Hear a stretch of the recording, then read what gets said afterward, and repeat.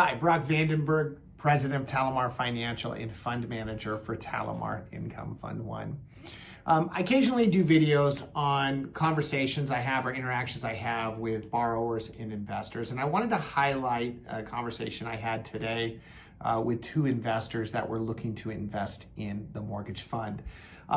In the conversation went like this. First, they had been referred to us by another investor of ours in the mortgage fund. And they were referred to us because they were currently investing in TrustDeeds, and they actually had a pretty decent portfolio of TrustDeed investments.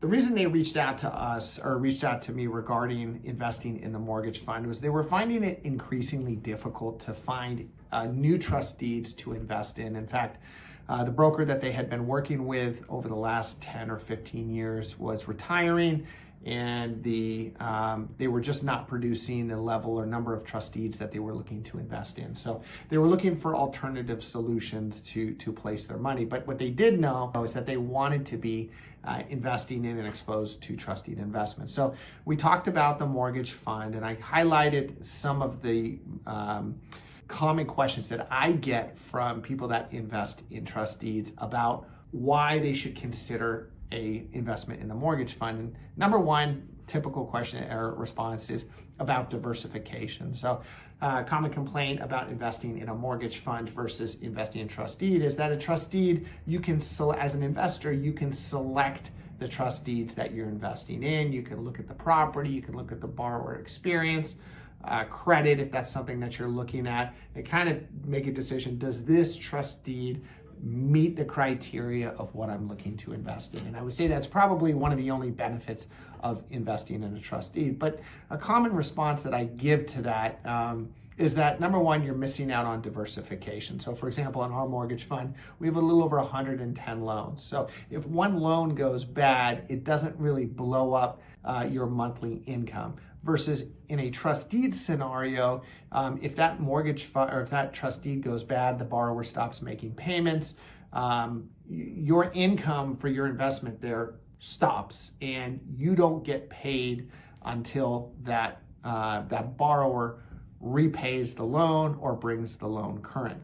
And that kind of leads me into the second portion of the response I have is that as a TrustDeed investor, you're at the end of the day responsible for managing your own TrustDeeds. You're responsible for ensuring the borrower is making the payments. Maybe you're working with a broker to help you with that, but at the end of the day, you're involved in it. And if that borrower stops making payments, you initiate a foreclosure action, you may be on the hook or you will be on the hook if there is any litigation. And so that's another kind of benefit of a mortgage fund is that, again, you're investing in a diversified portfolio of loans. And should one loan go bad, it isn't you on the hook managing the foreclosure action for that TrustDeed.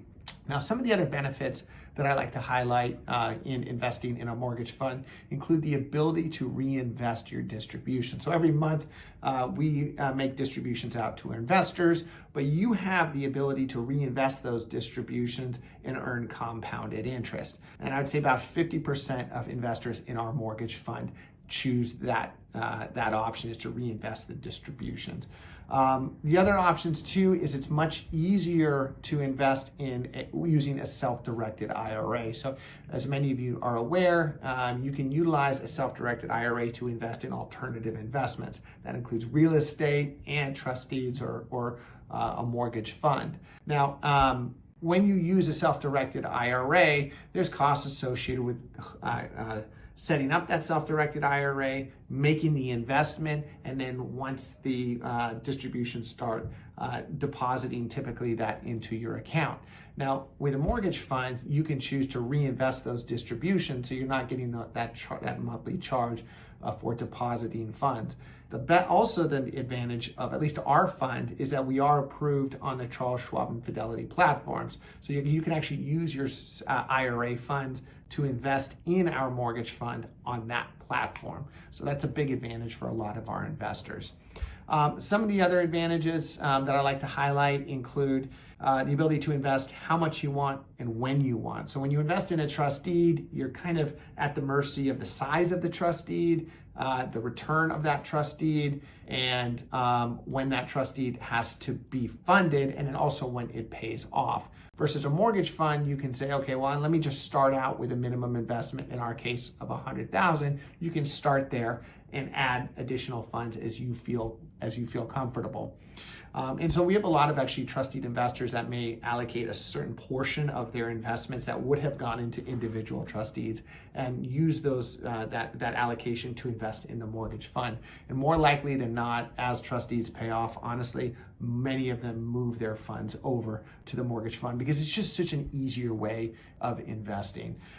So, one of the comment after this conversation, and we explained kind of the positives and negatives of investing in trust deeds and investing in the mortgage fund, was, you look, Brock, this is really going to give me more time to travel and enjoy my retired life. And that's like a common response I get from investors that are considering making that transition. It's just going to take a lot of the legwork of identifying a trust deed to invest in, managing that trust deed, and then when that trust deed pays off, finding another investment for that trust deed. So just wanted to highlight that conversation. It's a very common conversation that I have.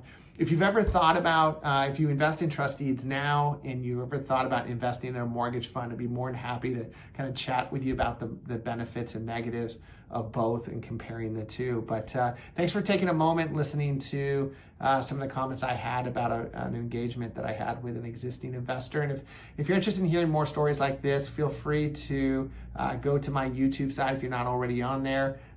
We post a lot of great content about investing in trust deeds, investing in the mortgage fund, and just the general real estate market. Thanks for listening.